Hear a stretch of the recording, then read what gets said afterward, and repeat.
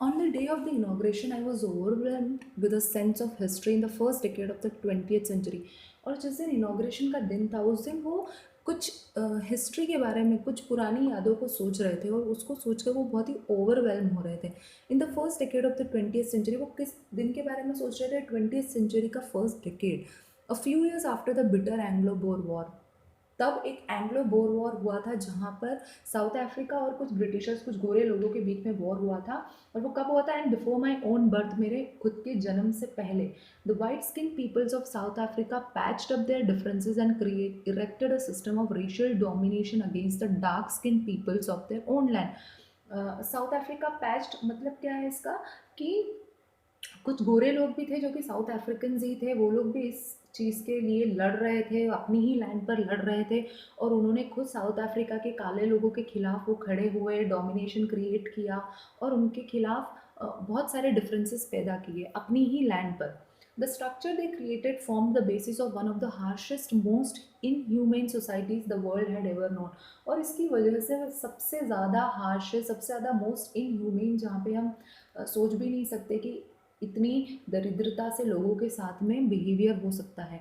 Now in the last decade of the 20th century and my own 8th decade, अभी Nelson Mandela ने क्या बोला था कि फर्स्ट डेकेड, 20th सेंचुरी का फर्स्ट डेकेड में उन्होंने इमेजिनेशन किया। और जब अब 20th सेंचुरी का लास्ट डेकेड आया है ना, तब तो उनका जन्म भी नहीं होता। और जब 20th सेंचुरी का लास्ट डेकेड आया है, जबकि वो 80 साल के हो चुके हैं, तो ये जो सिस्टम है इसमें थोड़ा बदलाव आया है। क्या बदलाव आया है?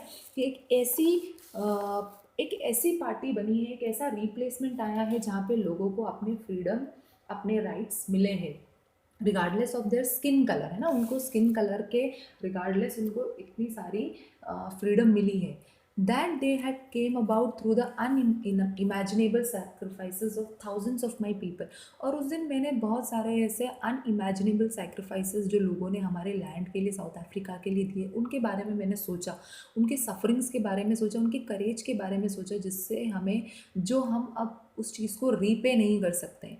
I felt that day, as I have on so many other days, that I was simply the sum of all those African patriots। और मैंने उस दिन ये ऐसा सोचा जो मैं हर दिन, हाँ, हमेशा सोचता हूँ, वैसा ही ख्याल मुझे उस दिन आया कि मैं शायद उन सारे पेट्रियट्स का एक सम हूँ जहाँ पे मैं इस चीज़ को आगे बढ़ा सकता हूँ। That long and noble line ended and now begin again with me.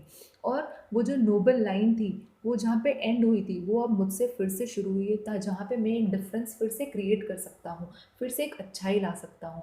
I was pain that I was not able to thank them. और मुझे बहुत दुख हो रहा था कि मैं उन्हें धन्यवाद नहीं कर पाया, और ना ही मैं उन्हें देख पाया, और ना ही उनके बारे में, उनकी सेक्रीफाइसेस जो वो इतना लेकर आए थे, उसके बारे में लोगों को एहसास करा पाया। The policy of apartheid created a deep and lasting wound in my country. और ये जो पॉलिसी, अपार्थेड की पॉलिसी आगे बढ़ रही थी, इस पॉलिसी ने बहुत सारे डीप और बहुत लास्टिंग वुंड मेरे लोगों के अंदर भर दिए हैं। All of us will spend many years if not generations recovering from that profound hurt. शायद साल नहीं, कुछ सालों की बात नहीं है, लेकिन हो सकता है बहुत जनरेशंस लग जाए इसको रिकवर होने में। But the decades of operation and brutality had another unintended effect, and that was it produce the Oliver. और जो ये ऑपरेशन, ये जो दबाव था, ये जो ब्रुटैलिटी थी, ब्रुटैलिटी मतलब होता है कि इंसानों के साथ साथ में पशुओं पर भी अत्याचार करना है। इन सब अत्याचारों के, इन सब ऑपरेशन की वजह से एक अनइंटेंडेड इफेक्ट आया। अनइंटेंडेड इफेक्ट मतलब एक बहुत ही अलग सा इफेक्ट आया। वो इफेक्ट क्या था? कि इन ऑपरेशंस की वजह से कुछ ऐसे लोगों का जन्म हुआ। जन्म मतलब किन लोगों का हुआ? देखो, Oliver Tambo, Walter Sisulu, Chief Luthuli, Yusuf, Bram, Robert, कुछ ऐसे लोगों का, एक्स्ट्रा ऑर्डिनरी लोगों का जन्म हुआ जिनमें courage, wisdom, generosity, that their like may never be known again, है ना। इन लोगों का जन्म कब होता है? जब कोई ऐसा दबाव आता है, तभी ये लोग सोचते हैं। जैसे कि हमारे महात्मा गांधी जी थे, जिन्होंने कुछ अलग लाए लोगों के लिए, हमारे देश के लिए करने के लिए, कुछ अलग करने के लिए वो अकेले खड़े हुए ना। तो वैसे ही ये कुछ ऐसे लोग थे, कुछ एक्स्ट्रा ऑर्डिनरी लोग थे, जिन्होंने इस ऑपरेशन के टाइम पर वो आगे आए।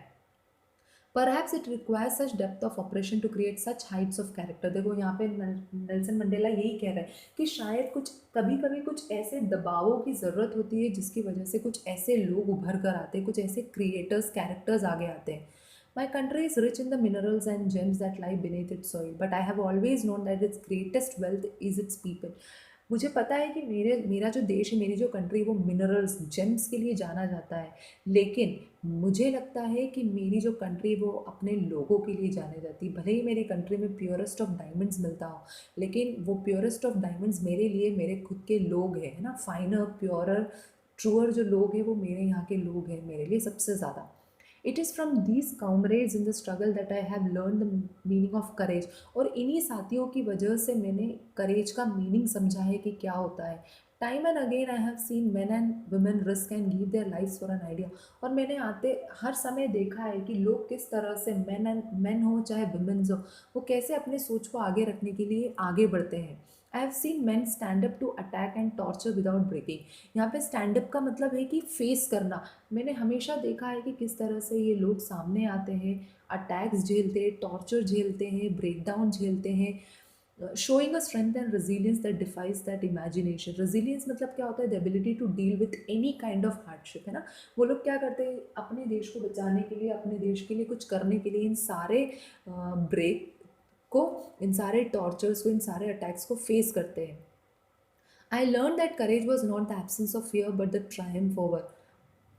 The brave man is not he who does not feel afraid but he who conquers that fear.